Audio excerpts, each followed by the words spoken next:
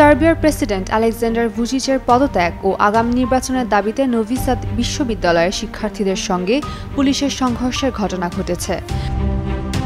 শুক্রবার ৫ সেপ্টেম্বর বিশ্ববিদ্যালয় ক্যাম্পাসের দর্শন অনুষদের সামনে আন্দোলনরত শিক্ষার্থীদের সঙ্গে পুলিশের সংঘর্ষের ঘটনা ঘটে। আন্তর্জাতিক সংবাদ সংস্থা রয়টার্সের প্রতিবেদন থেকে তথ্য জানা যায়।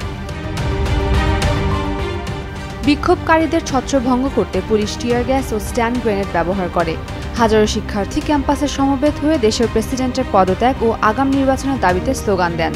তাদের হাতে ছিল প্ল্যাকার্ড যেমন আমরা অবরোধ চাই না, আমরা নির্বাচন চাই এবং শিক্ষার্থীদের জরুরি দাবি নির্বাচন ঘোষণা করো।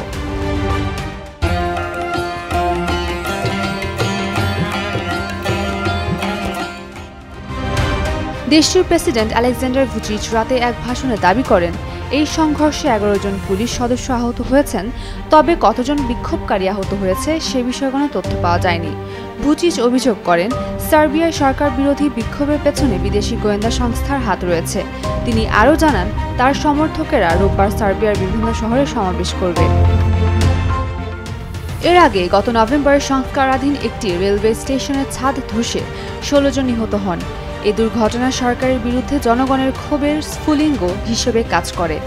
তাদের অভিযোগ অবকাঠামোগত দুর্নীতি ও অবহেলার কারণে এটি ঘটেছে। এরপর থেকেই সার্বিয়া জুড়ে বিক্ষোভ শুরু হয়। এতে প্রেসিডেন্ট ও তার দল চাপে পড়ে। গত ১৩ আগস্ট পুলিশের সঙ্গে সংঘর্ষে বহু পুলিশ ও সাধারণ মানুষ আহত হন। উমের রুম্মান কান্তি, ডেইলি সান।